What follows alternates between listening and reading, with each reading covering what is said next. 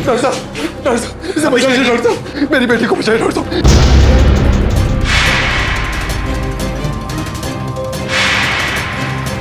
आप नहीं करेंगे तो कौन करेगा? कपिल, हम लोग यहाँ बैठे नहीं हैं। पिछले 5 दिनों से उन तीनों को ढूंढ रहे हैं, लेकिन अभी तक कोई सुराग लगा ही नहीं। देखो, हम अपनी तरफ से पूरी कोशिश कर रहे हैं। मैं वादा करता हूँ, मैं उन्हें छोड़ूंगा नहीं, उन्हें सजा जरूर मिलेगी।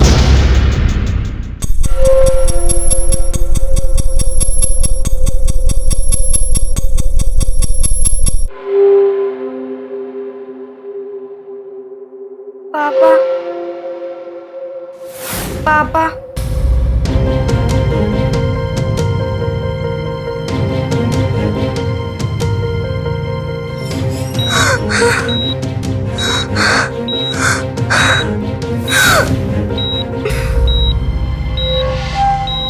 डॉक्टर साहब जल्दी आइए, डॉक्टर साहब जल्दी आइए।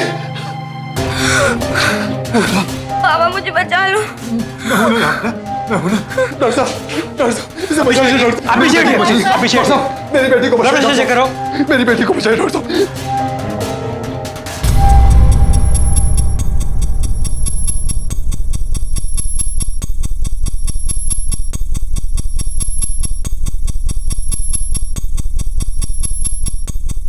रायबरेली के सरकारी अस्पताल में एक 10 साल की मासूम बच्ची मौत से लड़ रही थी। उसके शरीर पर तकरीबन 15 से 20 छुरा घोंपने के घाव थे और उसका असहाय बाप अपनी बिन मां की बच्ची को जिंदगी और मौत के बीच झूलते देख रहा था।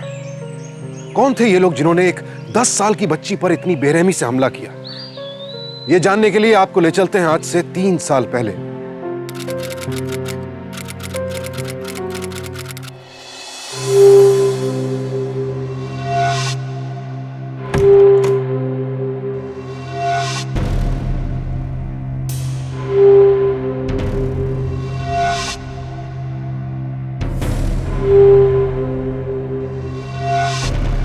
पापा भाग गए?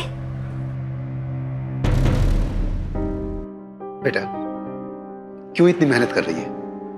मैं तुम्हारे लिए नई फ्रॉक लेके आऊंगा ना। क्यों पैसे बर्बाद करने हैं बाबा? देखो ना, ये ठीक हो ही गया। अगले साल नहीं ले लेंगे, इस साल ये चल जाएगा।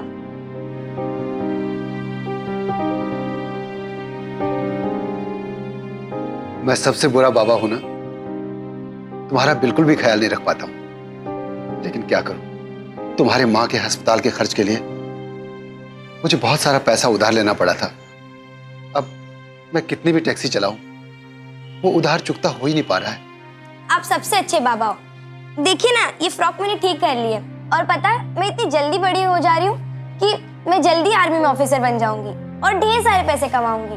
आपको टैक्सी भी नहीं चलाना पड़ेगा, कोई काम नहीं करना पड़ेगा। बेटा तू आर्मी में जाएगी ना, तो अपने बाबा से दूर रहना पड़ेगा। बाबा, आपसे दूर कैसे रहूंगी? आपके सिवाय तो मेरा कोई है ही नहीं। मैं जहां पर भी जाऊंगी ना, आपको साथ लेके जाऊंगी।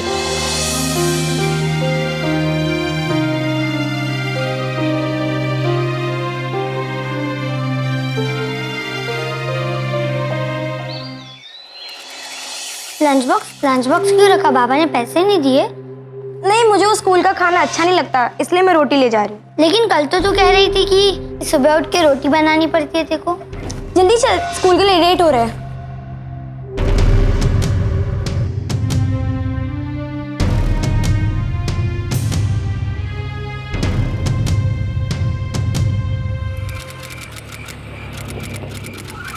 इसी की बात कर रहा था मैं। इसकी? लेकिन भाई, ये तो बहुत जिम्मेदारी वाला काम है। आपको लगता है कि हमें इसके ऊपर इतना भरोसा करना चाहिए? देख गुरु, जितना कहता हूँ उतना ही किया कर, और काम करने का तरीका तू मुझे मत समझा। पिछले 15 साल से ये आदमी मेरे लिए काम कर रहा है, वफादार है मेरा। इससे अच्छा आदमी मुझे आज तक नहीं मिला। अली भाई, ये लीजिए आज के पैसे और ये चाबी। अच्छा चलता हूँ मैं। अरे कपिल, जरा जल्दी में कह तू। जी नहीं तो। अरे यार, एक काम था मेरा तेरे से।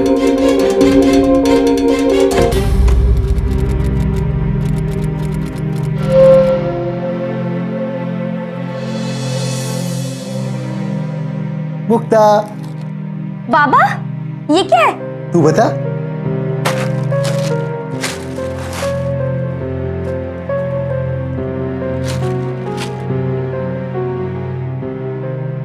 बाबा ये मेरे लिए? हाँ बेटा, तेरे लिए। और किसके लिए? तुझे पसंद आई? बाबा पसंद तो आई, लेकिन ये बहुत महंगी होगी। और आपको पैसे कहाँ से मिले? अरे मेरी दादी माँ, तू आम खा, गुठली क्यों गिनती है? मुझे एक पार्ट टाइम काम मिला है, अच्छे पैसे हैं, तो मैंने सोचा मैं अपनी प्यारी सी गुड़िया के लिए थोड़े से पैसे जमा करूं। अब तुझे कभी किसी चीज के बारे में सोचना नहीं पड़ेगा। सच्ची? हाँ बेटा। मैं चिट्टी को दिखा के आऊं? ठीक है बेटा। चिट्टी, चिट्टी, चिट्टी, चिट्टी ये देख। क्या है? वाह, कितनी सुंदर फ्रॉक है और मैचिंग क्लिप्स भी है। ये तो 2 है ना, मुझे एक देगी प्लीज? मेरे पापा मेरे लिए लाए हैं, तू अपने पापा को बोलना लाने के लिए।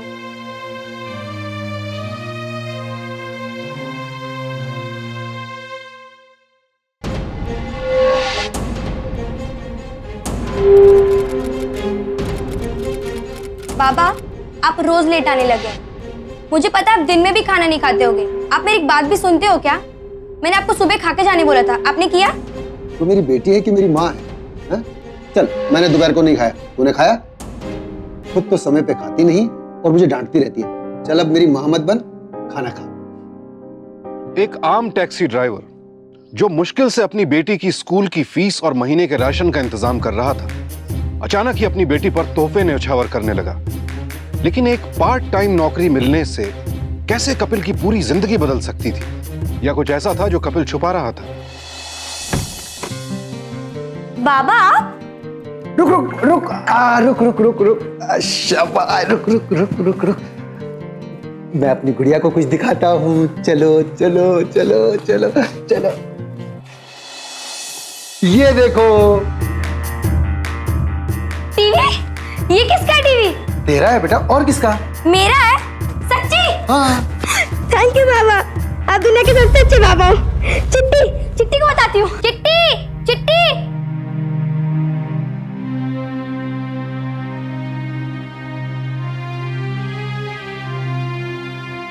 अब तुझे जल्दी नहीं जागना पड़ेगा, स्कूल में जो अच्छा लगे खा लेना। ये लो बेटा। थैंक यू बाबा। कपिल रायबरेली में टैक्सी चलाता था, अपनी बेटी पर जान छिड़कता था। पैसे की कमी हमेशा बनी रहती थी, लेकिन फिर भी वो दोनों अपने छोटे से घर में हंसी खुशी रहते थे। फिर एक दिन अचानक कपिल के पास इतना पैसा कहां से आ गया कि घर की काया ही पलट गई।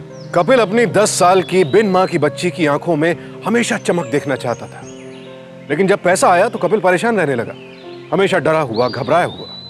लेकिन क्यों? कल की गोलाबारी में 5 लोगों की मौत हुई है। पन्ने वाले गली के मोहन चाचा और उनके बेटे को गोली लग गई, दोनों के दोनों खत्म हो गए। श्याम, तुम पुलिस वाले कुछ करते क्यों नहीं हो इन दहशतगर्दों के खिलाफ? बच्ची भी मारी गई।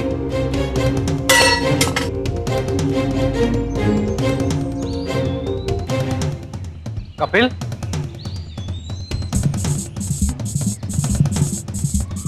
कोई परेशानी है क्या? कुछ नहीं। क्या हुआ?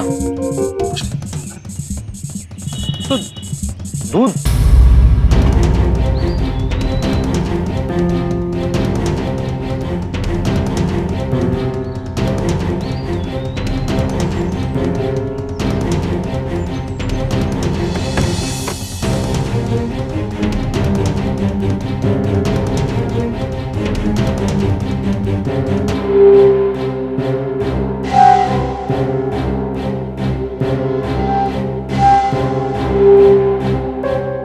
कल की गोलाबारी में 5 लोगों की मौत हुई है। पन्ने वाले गली के मोहन चाचा और उनके बेटे को गोली लग गई, दोनों के दोनों खत्म हो गए।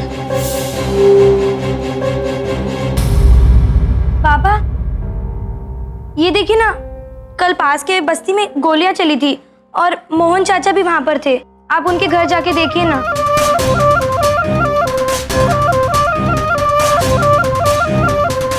बाबा दूध नहीं मिला? बाबा, बाबा क्या हुआ?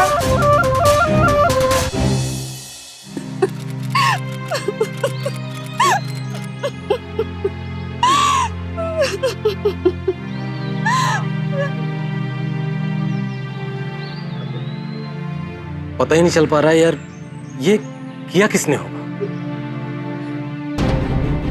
जिसने भी उन हत्यारों को बंदूकें दी है, भगवान करे वो भी कभी खुश ना रह पाए, उनके घर में कभी खुशियां ना आए। ये एक माँ की बद्दुआ है और एक विधवा की हाय लगेगी उनको, हाय लगेगी।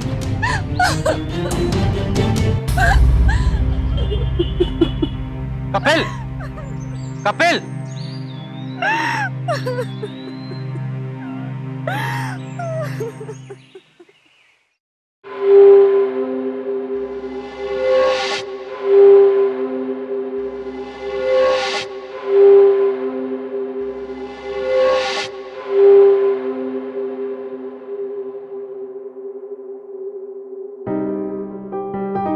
क्या हुआ बाबा? आप इतने परेशान क्यों हो? काम में कोई दिक्कत है? मैं चाय बना दूं? नहीं बेटा,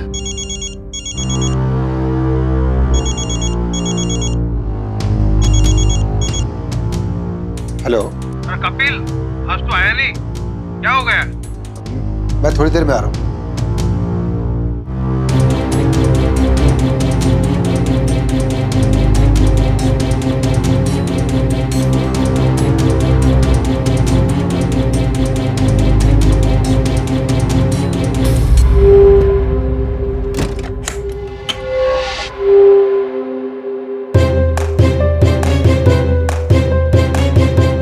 क्या हुआ बाबा? आपने दरवाजा क्यों बंद कर दिया? आप काम पे नहीं जाओगे? नहीं बेटा, मेरी तबीयत ठीक नहीं लग रही है। मैं डॉक्टर को बुला दूं? नहीं बेटा, स्कूल जाने में तुझे देर हो जाएगी। नहीं बाबा, मैं डॉक्टर लेकर आती हूँ ना। नहीं बेटा, तू जा, तू स्कूल जा, ये ले जा, लेकिन स्कूल से सीधे घर आ जाना, ठीक है?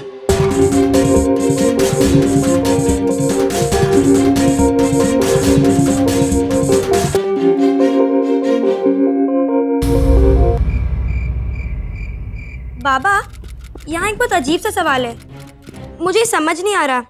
बाबा, अत्याचार सहने वाला उतना ही बड़ा अपराधी होता है जितना अत्याचार करने वाला। इसका क्या मतलब हुआ?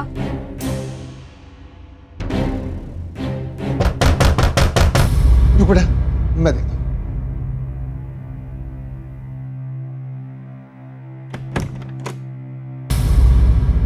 क्या बात है, तू आया क्यों नहीं? राजा, वो मेरी तबीयत। अली भाई ने बुलाए, चल। ठीक है मुक्ता, तू खाना खा लेना, मैं आता हूँ।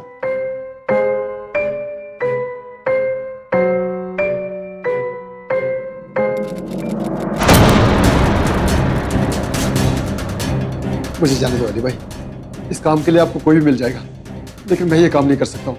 मेरी बिन माँ की इकलौती बेटी है, उसका मेरे बगैर कोई नहीं है। मैं इतने साल से आपका वफादार हूँ, मैंने किसी भी शिकायत का आपको मौका नहीं दिया, लेकिन अब मैं ये गलत काम नहीं कर सकता हूँ अली भाई, मुझे माफ कर दो।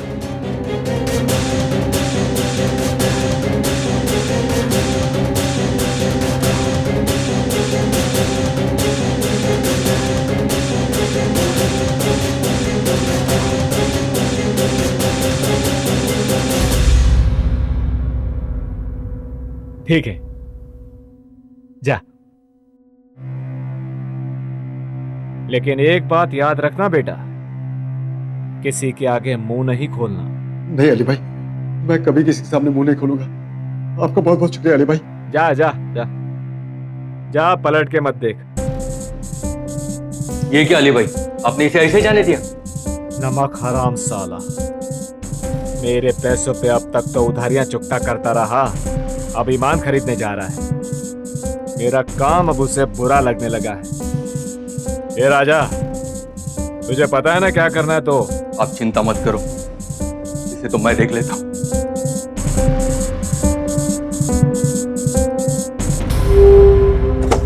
बाबा, आप घर पर ही है ना?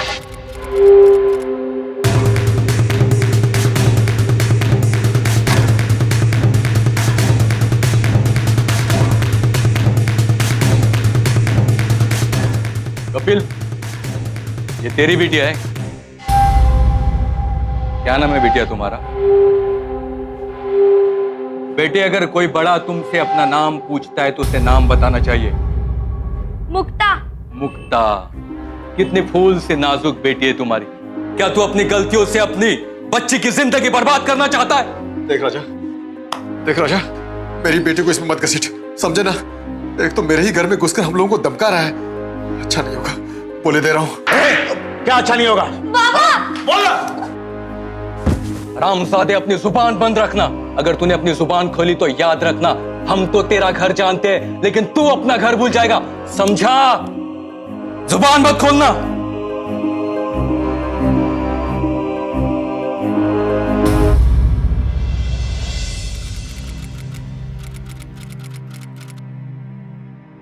पापा, कौन थे वो लोग? उन्होंने आपको क्यों मारा?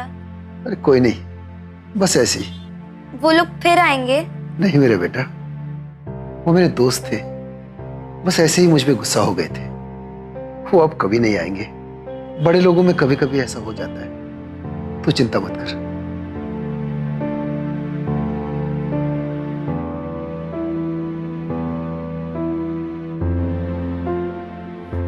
अरे अरे मुक्ता, अरे मुक्ता, अरे रुक तो। आइए ना श्याम चाचा, देखो ना बाबा को कितनी चोट लगी है।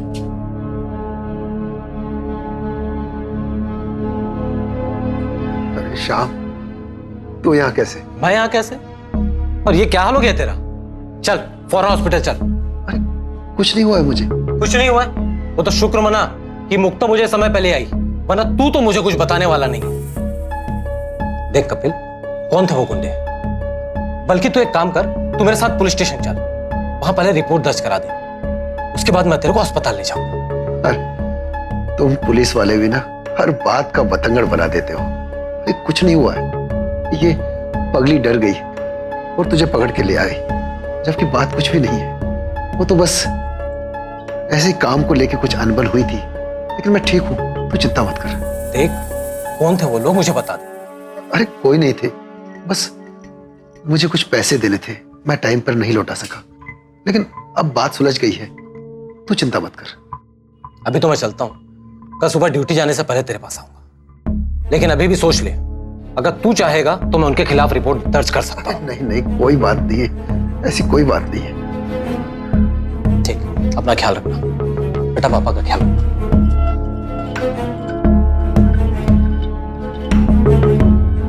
आखिर गोलीबारी की खबर सुनकर कपिल इस कदर क्यों घबरा गया था कि वो अपनी बेटी से भी नजरें चुरा रहा था? क्या कपिल इस घटना के बारे में कुछ जानता था?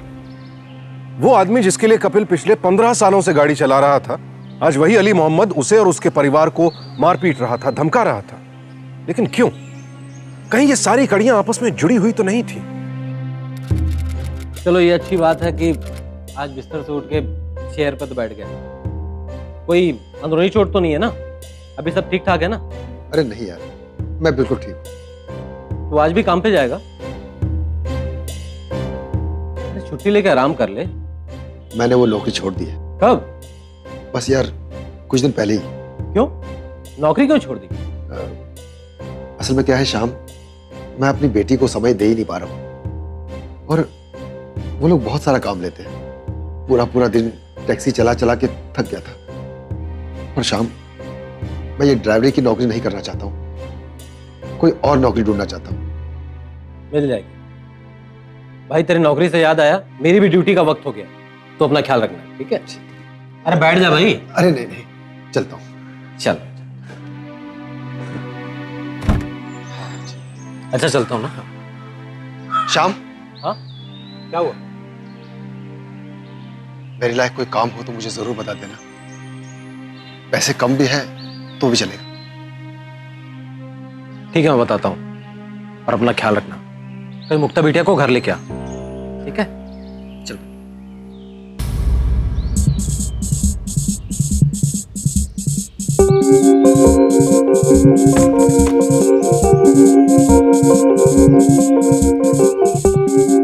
तो बेटा देख, मैं तेरे लिए गरम गरम जलेबी लाया हूँ, देख, आजा।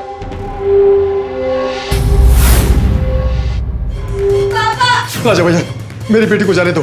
हम तो आपकी हर बात मान रहे हैं। आपको मारना है तो मुझे मारो राजा भैया, लेकिन मेरी बेटी की कोई गलती नहीं है। मेरी बेटी की कोई गलती नहीं है राजा भैया। तेरी बिटिया की ये गलती है कि वो एक नमक हराम की बेटी है, एक ऐसा नमक हराम जो अपने ही मालिक के खिलाफ बार बार पुलिस के कान भर रहा है। और कपिल, तू तो अच्छी तरह से जानता है कि बाप के बुरे कर्मों की सजा औलाद को ही भुगतनी पड़ती है। नहीं राजा भैया, हमने किसी को कुछ नहीं बोला राजा भैया, हमने किसी को कुछ नहीं बोला है। आपको जो भी ये बता रहा है वो हमारे खिलाफ आपके कान भर रहा है राजा भैया। मैं बेटी की कसम खाकर कहता हूँ, हमने किसी को कुछ नहीं बोला राजा भैया, हमने किसी को कुछ नहीं बोला।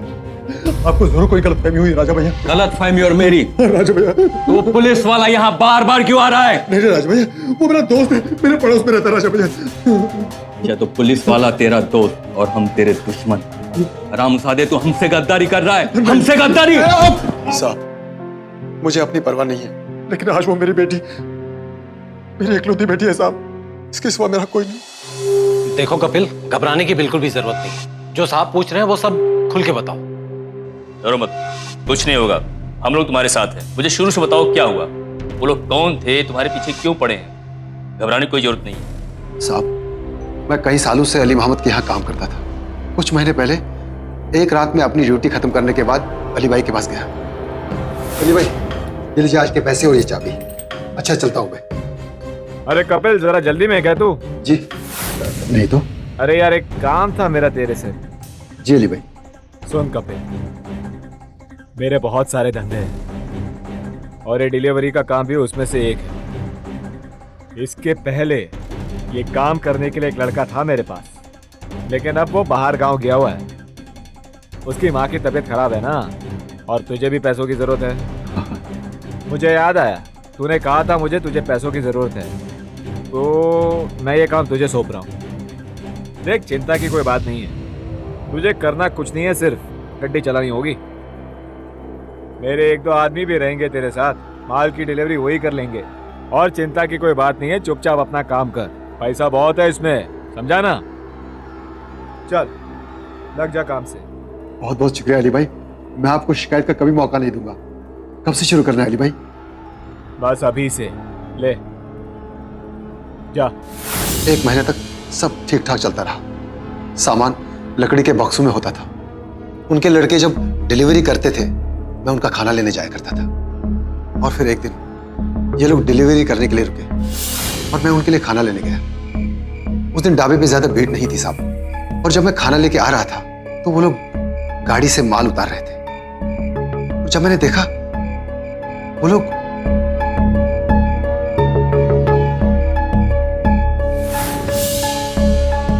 साहब, उस दिन मुझे पता चला कि ये लोग बंदूकें और हथियार सप्लाई करते हैं। साहब, मुझे कुछ समझ में नहीं आया कि मैं क्या करूं। फिर उसी रात में अली भाई के पास गया। एक ज्यादा सोच मत, तुझे तो पहले से ही पता होगा ना कि हम लोग क्या काम करते हैं। नहीं भाई, मुझे नहीं मालूम। अच्छा, तो तुझे कभी शक भी नहीं हुआ कि हम लोग माल की डिलीवरी रात को क्यों करते हैं? नहीं भाई, मुझे कोई शक नहीं हुआ। ठीक है, अब तू सोचना बंद कर दे। हाँ, तू मेरा सबसे प्यारा बंदा है। इस महीने से तेरी तनख्वाह दुगनी, समझा? तुझे पैसे की जरूरत है ना? मुझसे कभी भी आकर मांग लिया कर। अब तो खुश है ना? साहब, इतनी गरीबी और उधार के बाद मुझसे मना नहीं किया गया। मुझे लगा कि मैं अपनी बेटी के लिए कुछ कर पाऊंगा। मैं जानता था साहब कि यह काम गलत है, लेकिन मैं कुछ नहीं कर सका साहब।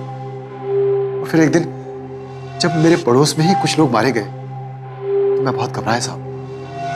मुझे लगा मुझे यह काम नहीं करना चाहिए, और मैं उनके पास चला गया। और मैंने जब काम करने से मना किया, बस तभी से वो लोग मेरे और मेरी बेटी के। तुम्हें पता है वो हथियार कहाँ रखते हैं? हाँ साहब। हमें वहाँ ले चलोगे? ठीक है साहब। एक अंतर्राष्ट्रीय रिसर्च के अनुसार विश्व भर में तकरीबन 7.5 करोड़ अवैध हथियार हैं, और चौंकाने वाली बात यह है कि इनमें से 4 करोड़ हमारे देश में है। हमारे यहां ऐसी कई गैर कानूनी फैक्ट्रियां हैं जहां देसी कट्टे और तमंचे बनाए जाते हैं, और इन्हें 2000 रुपए की मामूली कीमत पर कोई भी खरीद सकता है। कपिल पुलिस को अली के गोदाम पर ले गए, जहां राजा और उसके साथियों को गैर कानूनी हथियारों और असले के साथ रंगे हाथों पकड़ लिया गया। कपिल की मदद से पुलिस ने इस केस को सुलझा लिया था। राजा, गुरु और मुन्ना को तो गिरफ्तार कर लिया गया, लेकिन अली मोहम्मद किसी तरह मौका वारदात से भागने में कामयाब रहा। अबे भाग लो, पुलिस पुलिस पुलिस पुलिस। क्या नाम तेरा? क्या नाम है? क्या है सब? क्या हो रहा है सब? सर अली छत कूद के भाग गया। उसे हम ढूंढ लेंगे। इस सामान पर कब्जे करो। Okay sir. चलो। बहुत दिनों से इन्हें ढूंढ रहे थे, आज तुम्हारी वजह से पकड़ पाए। तुमने बहुत ही बहादुरी काम किया है। तेरी बहादुरी तो मैं देख लूंगा। चल।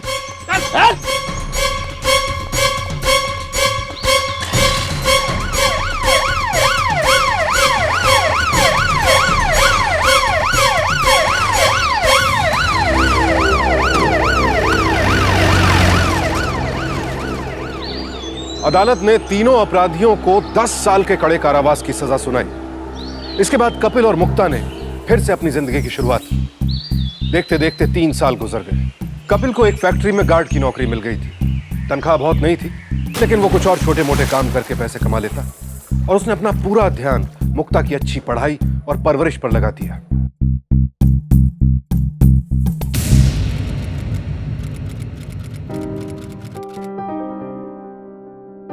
जन्मदिन मुबारक हो मेरी गुड़िया। तेरी माँ जैसी अच्छी खीर तो नहीं बना सकता, वो होती तो आज तेरे जन्मदिन पर अच्छी सी खीर बना के खिलाती तुझे। पापा आप भी अच्छी खीर बनाए। बड़ी समझदार हो गई है तू। कितने की हो गई? 19 की ना? क्या पापा मजाक मत कीजिए, मैं सिर्फ 13 साल की हूँ। जल्दी से बड़ी हो जा और लंबी हो जा। मैं लंबी तो हो जाऊंगी, लेकिन मैं क्लास में जो फर्स्ट आई हूँ, आप उसके लिए क्या खिलाएंगे? तू जो बोल। स्कूल में सोच के बताती हूँ। वैसे बाबा मैंने भी सोच लिया है, मैं बड़े होकर डॉक्टर बनूंगी। अच्छा, अब फौज में नहीं जाएगी? नहीं, मैं डॉक्टर ही बनूंगी। बेटा तू जो चाहे बन, बस ऐसे ही मन लगाकर पढ़ाई कर। अब मैं चलती हूँ, लेकिन अब देखना मैं बड़े होकर डॉक्टर बनूंगी और सबको ठीक करूंगी। मैं जानता हूँ तू दुनिया की सबसे बड़ी डॉक्टर बनेगी। टाटा। नो, तुम लोगों की जमानत हो गई है, तुम लोगों को रिहा किया जाता है।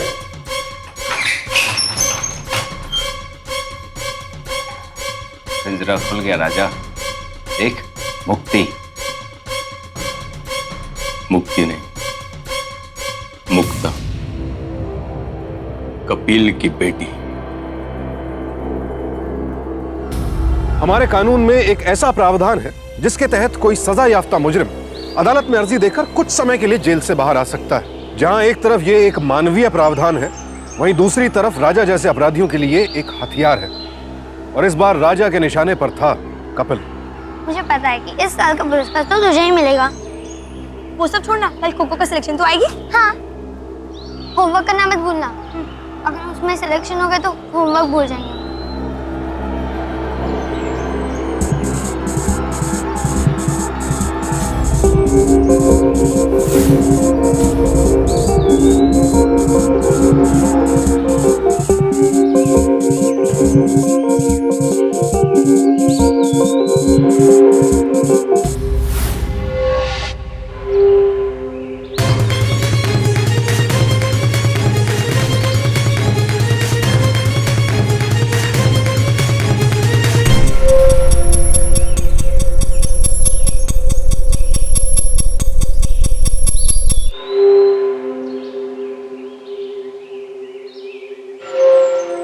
तू जानती है इन्हें?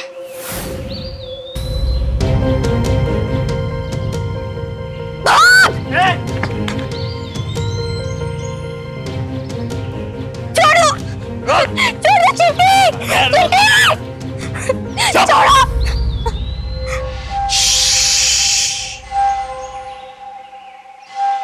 चुप! बिटिया रानी, अपने बाप की गलतियों की सजा भुगतती जा। बच्चों को अंदर जाने दो। ये पुलिस केस है, आप तुरंत पहले पुलिस में रिपोर्ट करके आइए, तब हम देखते हैं। प्लीज। क्या हुआ था? साहब वो समय पे घर आती थी, लेकिन आज जब 2 घंटे तक वो नहीं आई, मैं बहुत परेशान हूं। के साथ मैं उसको स्कूल जाने ही वाला था कि वो ऐसी हालत में घर तक आ गई। किसी ने उसकी कोई मदद नहीं की थी साहब। मैंने उससे पूछा कि ये सब कैसे हो गया, तो उसके मुंह से एक ही बात निकली कि वो गुंडे, बस वो बेहोश हो गई साहब, और फौरन उसे यहाँ लेके आया। बस इससे ज्यादा मुझे भी कुछ नहीं मालूम। डॉक्टर साहब, मेरी बेटी को होश आया, वो ठीक है ना? देखिए, कई सारे घाव है, बड़ी बेरहमी से मारा है उसे, और खून भी बहुत बहा है। अभी तो वो होश में भी नहीं है, और जब तक वो होश में नहीं आ जाती हम कुछ भी नहीं कह सकते। तो प्लीज सब्र रखें।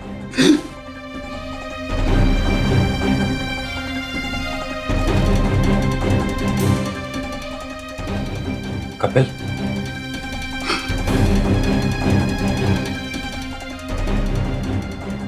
मुक्ता 4 दिनों से बेहोश थी।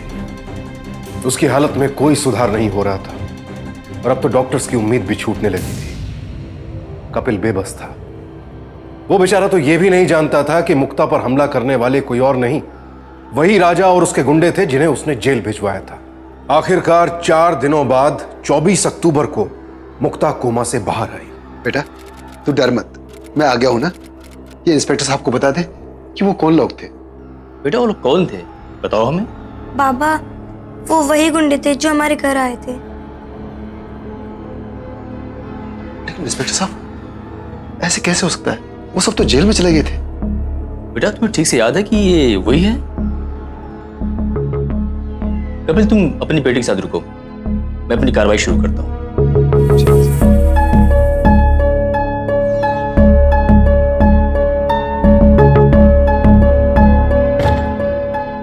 बाबा, स्कूल में बता देना कि मैं अस्पताल में हूँ, वरना टीचर मुझसे गुस्सा हो जाएगी। और उन्हें ये भी बता देना कि एक बार जब मैं ठीक हो गई ना, तो मैं अपना होमवर्क पूरा करके लाऊंगी। तू चिंता मत कर बेटा, बस तू आराम कर ले और सो जा।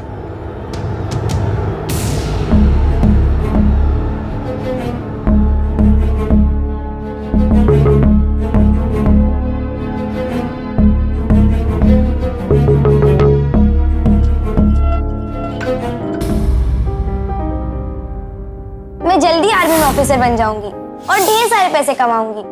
आपको टैक्सी भी नहीं चलाना पड़ेगा, कोई काम नहीं करना पड़ेगा। तू आर्मी में जाएगी ना, तो अपने बाबा से दूर रहना पड़ेगा। मैं जहाँ पर भी जाऊंगी ना, आपको साथ लेके जाऊंगी। वो वही गुंडे थे जो हमारे घर आए थे। ये सब मेरी वजह से हुआ, सब मेरी वजह से।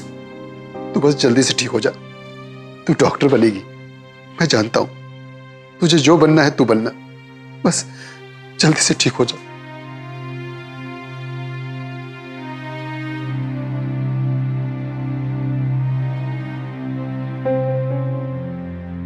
और तू चिंता मत करना बेटा, मैं उन्हें छोड़ूंगा नहीं, उन्हें सजा जरूर मिलेगी। तू देखना, तुझे डरने की कोई जरूरत नहीं है, कोई जरूरत नहीं है मेरे बच्चे।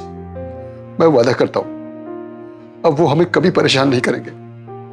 कपिल को जब यह पता चला कि राजा ने उससे बदला लेने के लिए उसकी बेटी पर हमला किया था, तो कपिल टूट गया। लेकिन अब वो जानता था कि सही रास्ता क्या है, और उसने तय कर लिया कि वो इस जुर्म के खिलाफ लड़ेगा।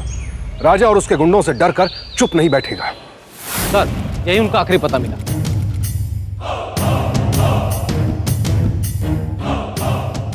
यहाँ तो कुछ भी नहीं, और मुझे नहीं लगता कि सालों से यहाँ कोई आया होगा। सर, ये शेड अली मोहम्मद के नाम पे, और हमारी जानकारी के अनुसार वो 2-3 साल पहले ये देश छोड़कर भाग चुका। तो ये तीनों अली के लिए काम करते थे। श्याम, इन्हें जल्द से जल्द पकड़ना होगा, नहीं तो अली की तरह अगर ये भी देश छोड़ के चले गए, इन्हें पकड़ना बड़ा मुश्किल होगा। तुम एक काम करो, इनकी तस्वीरें बस और रेलवे स्टेशन पर जल्द से जल्द भिजवाओ। Okay sir. साहब, आप नहीं करेंगे तो कौन करेगा? कपिल, हम लोग यहाँ बैठे नहीं हैं। पिछले 5 दिनों से उन तीनों को ढूंढ रहे हैं, लेकिन अभी तक कोई सुराग हाथ लगा ही नहीं। तो क्या वो तीनों बच जाएंगे? देखो, ये तो पता नहीं वो कहाँ है, कहाँ छिपे हैं। हो सकता है वो लोग दुबई जाने की कोशिश कर रहे हैं। देखो, हम अपनी तरफ से पूरी कोशिश कर रहे हैं। हमने दिल्ली, मुंबई, चेन्नई, कलकत्ता, हर जगह पुलिस को इन्फॉर्म कर दिया। और तुम तो उन तीनों को अच्छी तरह से जानते हो कि आसपास के लोगों को भी पता करो, कहीं कुछ सुराग मिले। अली भाई के साथ 3 लोग थे, राजा, गुरु और मुन्ना। तुमने कहीं देखा है? नहीं देखा। अजित भाई, आप कैसे हो? ठीक हो? वो अली भाई के लड़कों को देखा क्या? भाई के लड़कों को मैंने नहीं देखा। मैं उधर की नौकरी कब का छोड़ चुका हूँ भाई। शकील भाई, मैं आपके साथ कई सालों से गाड़ी चला रहा हूँ। आप मेरी बेटी को जानते हो, वो अस्पताल में है, उसकी हालत बहुत खराब है। कुछ लोगों ने उसे छुरा मारा है। आप मेरी मदद करो। अगर आपको कुछ पता हो तो मुझे बता दो कि वो कहाँ मिलेंगे। मैं उन लोगों को सजा दिए बगैर नहीं रह सकता हूँ। देखो कपिल भाई, उन तीनों के जेल जाने के बाद से उनके ठिकानों के बारे में मुझे कुछ नहीं पता, लेकिन जेल जाने से पहले वो मांगीलाल के दारू के अड्डे पर दारू पीने जरूर जाते थे। हो सकता है वहीं कुछ पता चले। शुक्रिया शकील भाई।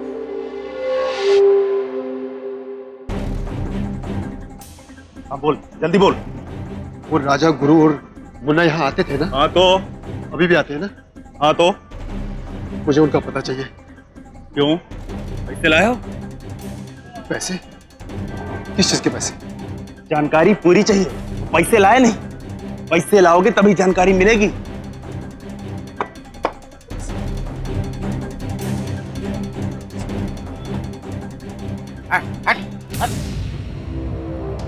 साहब, मैं पूरा साल आपके पास ओवर टाइम करूंगा। मुझे 10,000 रुपये दे दो। आपकी बहुत मेहरबानी होगी साहब।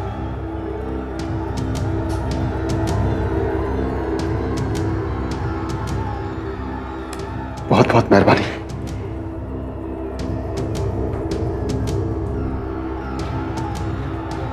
वो तीनों पहले यहाँ रोज आते थे, लेकिन जब से जेल से छूटे हैं तब से वो यहाँ नहीं आते हैं। हाँ, लेकिन वो इसी शहर में कहीं छिपे हुए हैं, समझ रहे हैं? लेकिन हाँ, वो शहर के बाहर एक ढाबा है, वो जग्गी दा ढाबा। हाँ, जग्गी दा ढाबा। पुलिस उनके पीछे पड़ी है, लेकिन उनको पता नहीं। वो तीनों खाना खाने वहीं आते थे।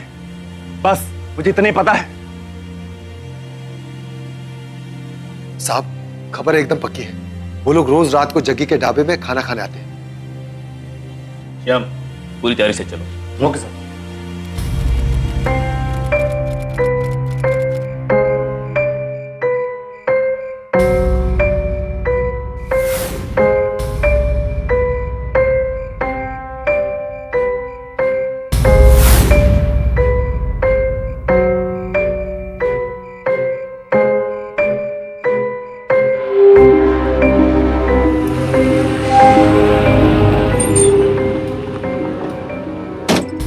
ससरे कालो चंकी बाजी, क्या हाल है चंगा?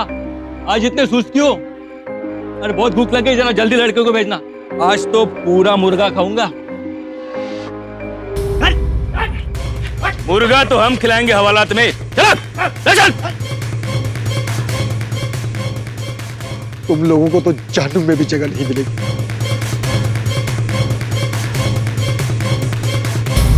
बेटा, वो तीनों गुंडे पकड़े गए हैं और इंस्पेक्टर साहब कह रहे थे अब वो कभी जेल से वापस नहीं आएंगे। और तू चिंता मत कर, तेरी स्कूल टीचर तुमसे बहुत खुश है। वो कल तुझसे मिलने भी आएगी, तू चिंता मत कर। दवाइयाँ लेकर आई। ठीक है सिस्टर, ठीक है बेटा, मैं आता हूँ।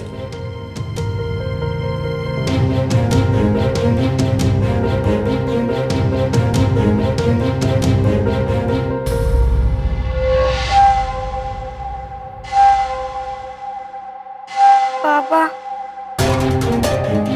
पापा,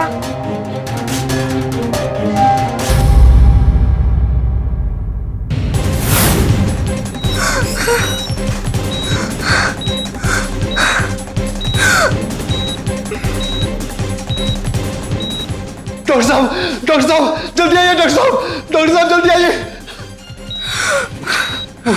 पापा मुझे बचा लो। डॉक्टर साहब इसे बचाइए। डॉक्टर आप पीछे हटिए, आप पीछे हटिए। मेरी बेटी को बचाइए। चेक करो। मेरी बेटी को बचाइए डॉक्टर साहब।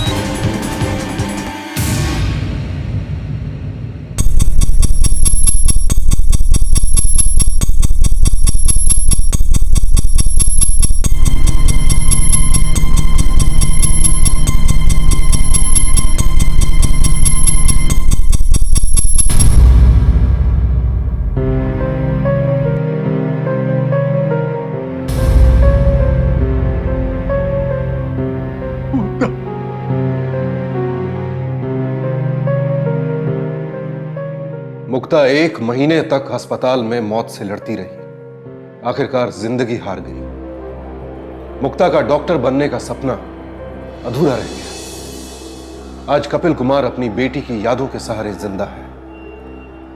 इंस्पेक्टर वर्मा ने राजा और उसके साथियों से अली मोहम्मद का पता उगलवा ही लिया। अली मोहम्मद को दुबई से गिरफ्तार करके भारत वापस लाया गया। उस पर गैर कानूनी हथियारों की तस्करी का मुकदमा चला और 10 साल की कैद की सजा सुनाई गई। गलत काम का नतीजा गलत ही होता है और अपनी परेशानियों से जल्द निजात पाने के लिए उठाया गया एक गलत कदम कभी कभी जिंदगी की सबसे बड़ी भूल साबित होता है। इस बात को कपिल से बेहतर और कौन जानता होगा, लेकिन कपिल ने अपनी गलती को माना और उसी के हौसले की वजह से गैर कानूनी हथियारों की तस्करी करने वाला अली मोहम्मद आज जेल में है। सावधान इंडिया की टीम कपिल की बहादुरी को सलाम करती है। अब मुझे सुशांत सिंह को इजाजत दीजिए। कल आपसे फिर मुलाकात होगी जुर्म और जीत की एक और सत्य घटना के साथ। सावधान इंडिया, इंडिया फाइट्स बैक। तो सावधान